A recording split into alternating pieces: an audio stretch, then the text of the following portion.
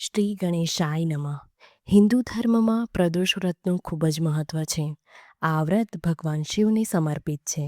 પ્રદોષ વ્રત અને પૂજા કરવાથી ભગવાન શિવ પ્રસન્ન થાય છે અને વિશેષ વરદાન આપે છે.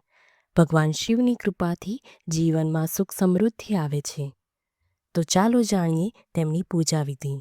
અને મારા મિત્રો, તમે હજુ સુધી વિડીયોને લાઇક ના કર્યું હોય તો કરી દેજો અને ચેનલને સબસ્ક્રાઈબ કરી બેલ આઇકનને જરૂરથી પ્રેસ કરજો, જેથી કરીને અમારા આવનારા વિડીયોની જાણકારી તમને મળી રહે.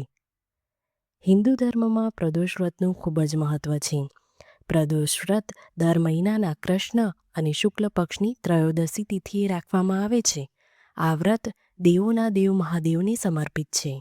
જે કોઈ આ વ્રત કરે છે, ભગવાન શિવ તેની તમામ મનોકામનાઓ પૂર્ણ કરે છે.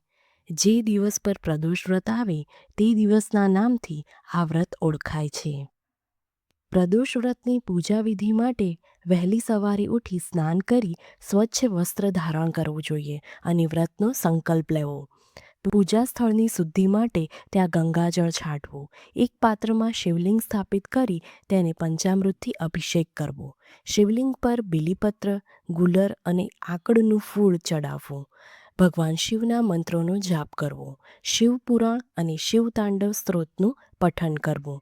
પ્રદોષ વ્રત કથા વાંચવી. સાંજના પ્રથમ પ્રહરે સ્નાન કર્યા બાદ શિવજીની પૂજા કરવી. આરતી ગાઈ પૂજાનું સમાપન કરવું. આ વ્રત દરમિયાન આખો દિવસ ઉપવાસ કરવો અને સાત્વિક આહાર લેવો.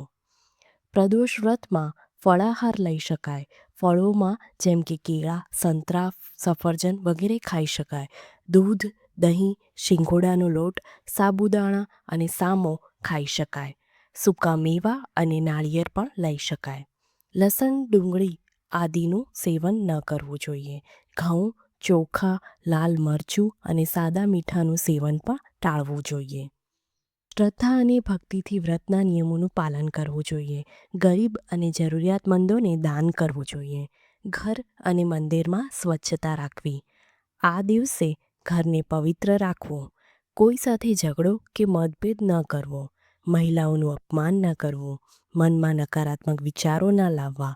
શિવલિંગ પર કેતકીના ફૂલ અને હળદર ન ચડાવવા.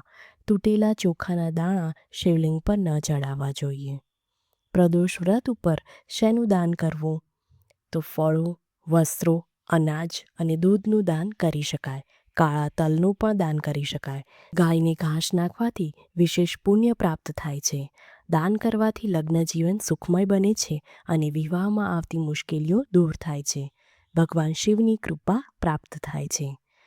પ્રદોષ વ્રત રાખવાથી જીવનના તમામ સંકટો દૂર થાય છે અને સુખ સમૃદ્ધિ પ્રાપ્ત થાય છે. પ્રદોષ વ્રત કરવાથી દરેક ગ્રહના દોષમાંથી મુક્તિ મળે છે. આ વ્રત આધ્યાત્મિક વિકાસ માટે ખૂબ જ લાભદાયી માનવામાં આવે છે.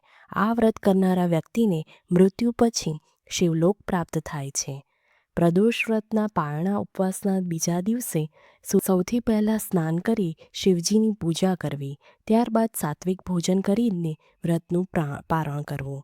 પારણ પછી દાન પુણ્ય કરવું ખૂબ જ શુભ માનવામાં આવે છે. તો આ સાથે આપણો આ વિડીયો અહીં જ સમાપ્ત કરીએ છીએ. મિત્રો, તમને આ વિડીયો કેવો લાગ્યો તેનું કમેન્ટમાં જરૂરથી જણાવજો. જય શ્રી કૃષ્ણ.